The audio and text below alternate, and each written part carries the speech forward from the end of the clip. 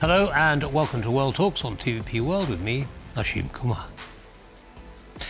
The coalition of the willing, a group of 33 countries supporting Ukraine, is meeting today in Paris. Allies are discussing how to turn political backing into concrete security guarantees should a ceasefire with Russia be reached. A draft statement envisions binding commitments including military, intelligence and logistical support, long-term assistance, and a US-led ceasefire monitoring mechanism.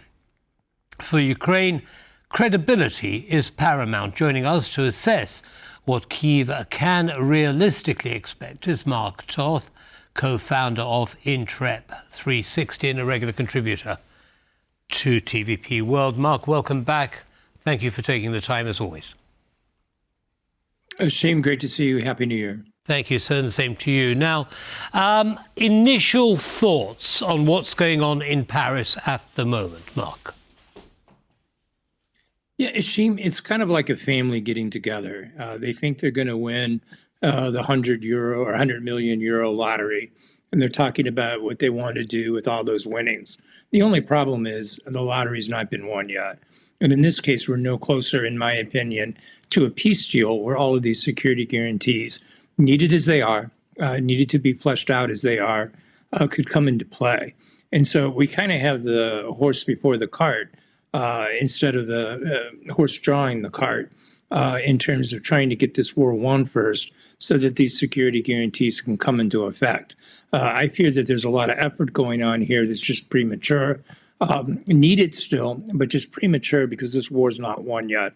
But you're right, as you said in your setup to this segment, Zelensky has to do this. He needs to continue buying credibility from President Trump as well as his European partners. So the game goes on and the meetings are happening as we speak in Paris. Right. OK, so generally, a little bit early, a little bit premature, but needs to be done. Now, we know relatively little about what the agenda is and what the final agreement is going to look like. But there are some things that we are aware of, and that is that some countries will be providing boots on the ground. Other countries like the US will be providing logistical and intelligence support and so on. How secure does this kind of coordinated effort make Ukrainian? How secure does it make Ukrainians feel? Look, I think they fear a repeat of Minsk and Budapest, where the security guarantees are there in theory, but never in practice. And this is coming together in somewhat of a haphazard way, a shame.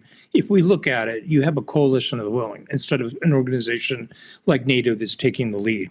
That means only some countries are going to participate. And it's not clear to what degree or to what extent each of those individual countries will commit to this and what they'll do in the event of a trigger if Russia breaches it. And then you have the situation where it's broadly discussed that the U.S. will somehow backstop all of this, in addition to providing ceasefire monitoring and satellite intel to detect any potential Russian breaches of it. And then you just have the question of, okay, if we get to a trigger point in these, what is it going to look like? How long is it going to take? Are the forces going to be stationed inside or outside of Ukraine that could temporarily stop the Russians from, trampling the country in a quick pace? Who knows? And I think that's what Ukraine is most worried about, is that it's all good to talk about these things. And it's great that they say Article 5-like guarantees. But until we see something more in substance, exactly how they're structured, who's involved, what specific actions each member of this coalition of the willing, as you put it, are going to be required to do. We just don't know how to gauge it yet, how to grade it. And my concern is that it may not be where we need it to be at this point. Right. So despite the kind of the initial picture of, this being a legally binding agreement and so on, it doesn't seem to have hit the mark when it comes to giving Ukrainians confidence. Now, all of this hinges on a ceasefire actually taking place. How much of a chance of that happening do you think there is? At this point, Ashim, I don't. I caught your earlier segment today on TVP World, and I think you hit it right, where some people are characterizing what's going on in Europe right now, not just a kinetic war that's in Ukraine, but the sabotage attacks that are happening elsewhere. Some people call it a hybrid war. I think you were right. I think it is a war. And I think that's something that Europe needs to wake up to, that Putin is waging this. And I think 2026, if we look at his economy, if we look at where he's at, he views 2026 as just a year to pause. His economy can't do much more to fuel his war machine. He's got manpower shortages. He's reaching stagnation that he can't grow his economy to support it. But he's not willing to give up anything either. He's not letting that stop him continue to do this, what we call a foot's pace progress, meaning his soldiers basically could march at a foot's pace to gain territory in Ukraine, which is slow. It's not going to be anything meaningful. So, I think what we're looking at here is another year of war, maybe not as dramatic as the initial years of the war, but one where he continues to prepare. He continues to try to recover, both in terms of his economy as well as replenishing his soldiers. So from that standpoint, I think whatever Europe looks like going forward is they have to accept this reality that this war likely, in my opinion, is going to continue. And then Europe has to decide for itself, how do we change that equation? How do we change Putin's cost analysis here of saying, oh, no, I really do need to negotiate an overall settlement? Those are the discussions that need to be happening. I just don't see it yet. People talk about it, but I don't see it in action. Yeah, I mean, many commentators say, well, actually, it's difficult. It's a difficult thing for Putin to do. He's basically trapped. He has to go on. He can't step down. Because politically within Russia, this is going to cause him some challenges. So in an ideal world, assuming that a ceasefire isn't around the corner, what would Ukrainians like to see in terms of support from other countries?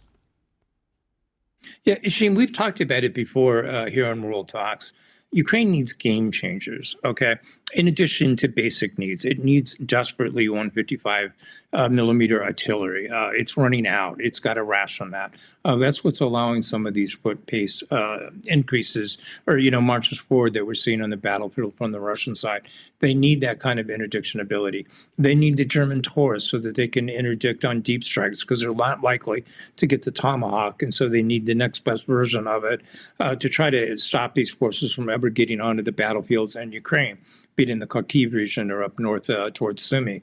Those are desperate things. But I think more than that, if the equation is going to be changed, if Europe is going to be saved and not have to face an existential threat if Ukraine falls and loses this war, it's going to take these game changers like you and I've talked about many times, a Western no-fly zone over Ukraine.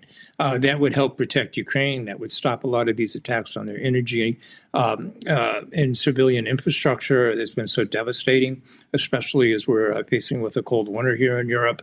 That would be a huge game changer. And it would protect your own country and in Eastern Europe as well from these Russian drones crossing over into your territories they've done in the past. That's needed.